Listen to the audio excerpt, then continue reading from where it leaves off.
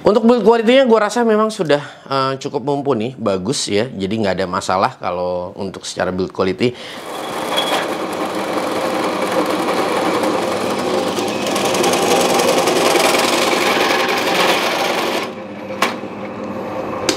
Oke, cukup baik.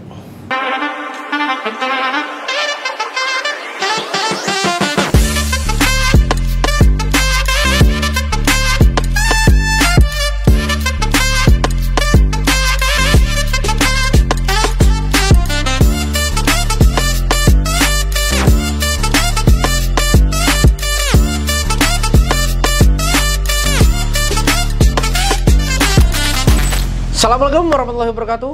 Balik lagi di channel G3.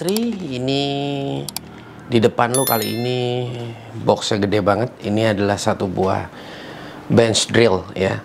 Bench drill ini dari Molar dengan tipe MLR strip BD016. Ini 16 mili untuk kapasitas caknya ya.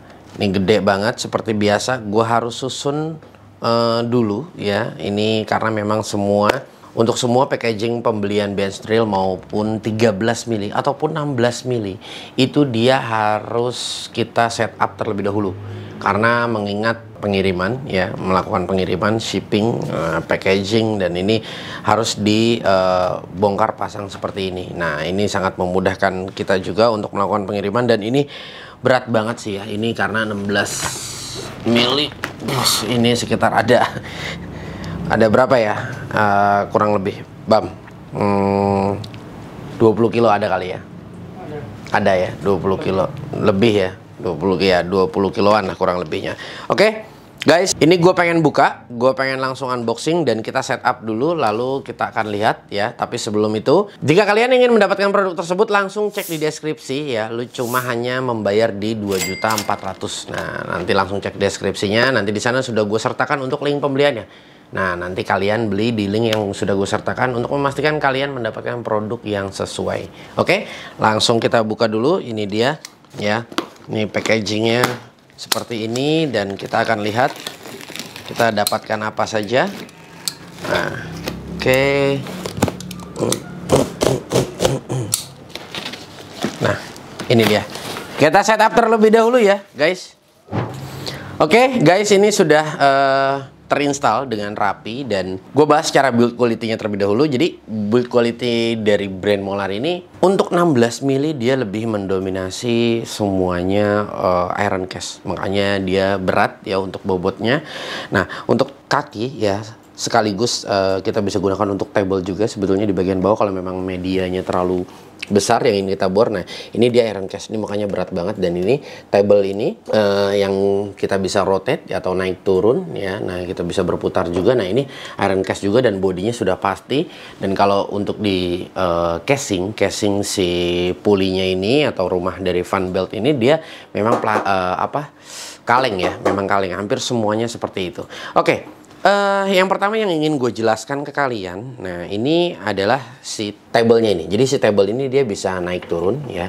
Nah, bisa naik dan turun, jadi kita cukup memutarnya aja. Ini jauh lebih enak untuk yang 16 mili, dan kita bisa lock untuk naik turunnya di bagian belakang ini. Nah, dan selanjutnya juga untuk si table. Nah, si table ini nih kita bisa putar ya. Nah, kita bisa putar. Nah, dan kita bisa gerakan dia ke kiri ataupun ke kanan, dan kita bisa adjust untuk kemiringannya. Nah, jadi misalnya lu mau ngebor yang posisinya berdiri tapi lu ragum di sini, nah tapi dia masih harus menggunakan kunci 21 ini kalau nggak salah di belakang, jadi lu tinggal putar aja. Nah, dan lu harus melakukan setup terlebih dahulu untuk bench drill ini dengan cara hampir semua metodenya sama. Jadi lu cukup cuma hanya memasang seperti ini ya. Jadi di sini sudah ada apa namanya, nah seperti ini, dan lu langsung gunakan siku. Nah, penggaris siku. Nah, jadi lu tinggal letakkan seperti ini saja. Nah, lu bisa setup untuk di bagian depan, belakang, dan kanan kirinya. Nah, seperti ini ya.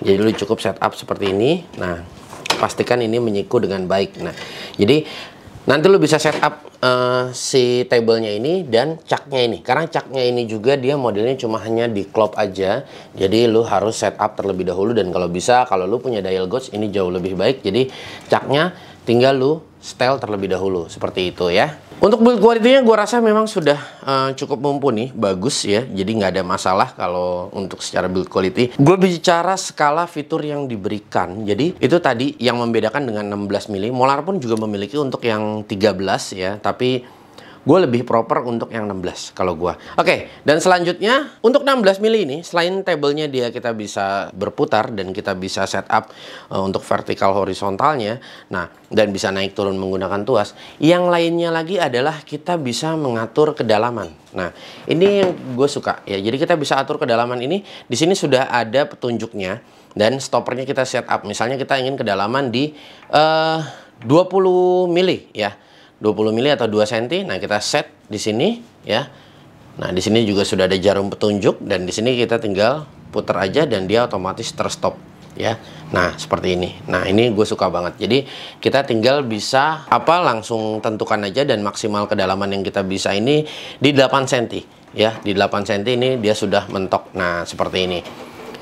Dan selanjutnya yang gue juga suka dari 16 milinya molar ini, bench drill. Nah, kita bisa menggunakan mata bor taper atau mata bor yang berjenis seperti ini. Nah, ini yang gue bilang tadi, ini adalah mata bor taper. Biasanya taper seng kalau nggak salah, bukan seng aluminium ya, beda lagi.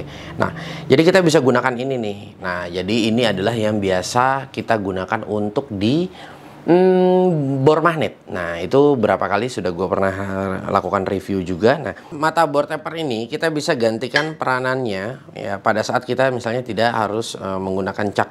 Misalnya gue pengen kapasitas yang lebih besar, tinggal kalian cari MT berapa, gue lupa ya, lupa inget juga. Jadi kalian tinggal cari aja nih ya, pokoknya tinggal dicari aja, disesuaikan. Misalnya gue pengen sampai yang 30 mili. Nah, kalian beli nih mata bor yang seperti ini. Ini kalau nggak salah nih 20 something ya, gue lupa deh pokoknya ya. Nah, ini jadi cuma hanya merilisnya seperti ini aja. Nah, jadi seperti ini kita copot dan kita gantikan yang ini. Nah, ya. Nah, jadi dia karena ini basic cak ini ya, dia duduknya posisinya sama. Nah, posisinya sama seperti ini. Nah, ya, kalian bisa lihat ya, posisinya sama. Nah, dan ini pun, ini ke sini nggak nyambung ya posisinya. Jadi dia terpisah juga. Nah, dia posisinya seperti ini juga. Nah, makanya ini cuma hanya seperti adapter saja, seperti itu ya. Tapi ini udah bawaan dari molarnya. Nah, oke ya. Kalau gue lihat udah sangat baik sekali ya. Nah, jadi nanti kalian tinggal setup sendiri karena di sini gue cuma hanya mereview, jadi gue tidak setup karena mengingat waktu yang pasti bakal panjang untuk durasinya. Oke, untuk di bagian ini kanan dan kiri ini dia ada. Ini adalah gunanya kalian bisa kendorkan ini pada saat kalian ingin merubah putaran dari mesin ini sendiri ya, merubah jalur fan bell-nya. Jadi kalian kendorkan ini kiri dan kanan, dan di sebelah kiri ini di sini sudah sediakan tuas. Nah, tuas ini adalah untuk menekan, jadi supaya motor ini nanti dia bisa ke belakang dan kalian tinggal atur saja seperti itu. Jadi kalian untuk mengubahnya sangatlah mudah. Tapi ada yang gue nggak suka dari sini. Yang gue nggak suka dari sini adalah kenapa ini menggunakan baut ya. Ini agak sedikit ribet kalau menurut gue. Harusnya ini menggunakan kepala aja, seperti kepala handle putaran seperti kalau si Molly bilang itu knurling ya. Jadi ini harusnya jangan seperti ini. Jadi kita untuk men-setupnya agak sedikit sulit. Itu aja sih kalau dari gue. Overall semuanya udah oke. Ada guardnya gue suka, dan guardnya ini dia bisa naik turun ya. Ini gue juga bagus juga, dan setup untuk kedalamannya di sini ya. Ini gue juga suka. Nah, ini oke. Nah, terus ada satu hal lagi yang dimana dia ini saklarnya masih menggunakan saklar biasa, jadi belum ada safety-nya. Nah, gue kasih unjuk ke kalian seperti ini. Jika kita hidupkan alat ini, nah, dan setelah dia mati listrik dan dia listrik itu hidup kembali, dia otomatis langsung jalan ya. Jadi kalau kita hidupkan ini, kita harus menekan tombol off-nya. Biarpun nanti misalnya pas kita lagi pakai listrik mati jepret, trep ya. Nah, pas listriknya mati, nah itu kita harus off-kan. Jangan tidak di-off-kan karena ini belum sistem saklar magnet. Jadi kalau saklar magnet itu pada saat mati listrik, dia posisi on ya, kita lagi pakai, mati listrik. Nah, pas listriknya hidup kembali dia otomatis mati. Kalau ini dia belum ya. Jadi masih manual lah. Manual atau manula gitu ya. Nah, seperti itu. Oke. Nah, lu bisa lihat dia di sini goyang ya. Agak goyang. Nah, ini yang gue bilang lu harus center terlebih dahulu ya. Nah, kita bisa lihat. Oke. Oke, guys, worth it atau tidak dengan harga di 2.400.000-an? Ya, kalau menurut gua hampir semuanya mirip-mirip ya, mirip-mirip sama aja, dan gua pengen lihat aja sih mungkin dari tenaganya seperti apa. Gue pengen langsung coba bor aja dan kita akan siapkan medianya ya. Oke, di sini sudah gue siapkan. Ini ada besi UNP ya. Ini UNP 150. Langsung kita bor aja menggunakan mata bor taper ini ya. Langsung kita coba ya menggunakan molar drill press 16 mili.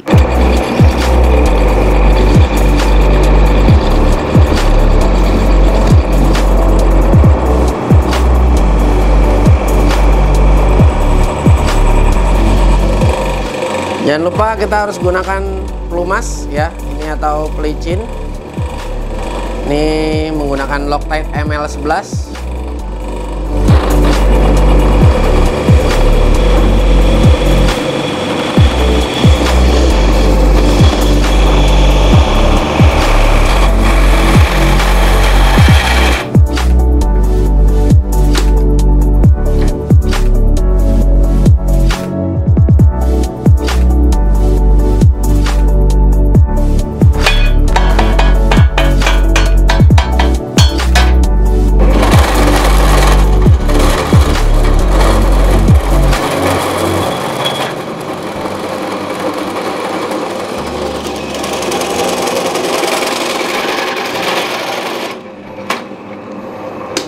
Oke,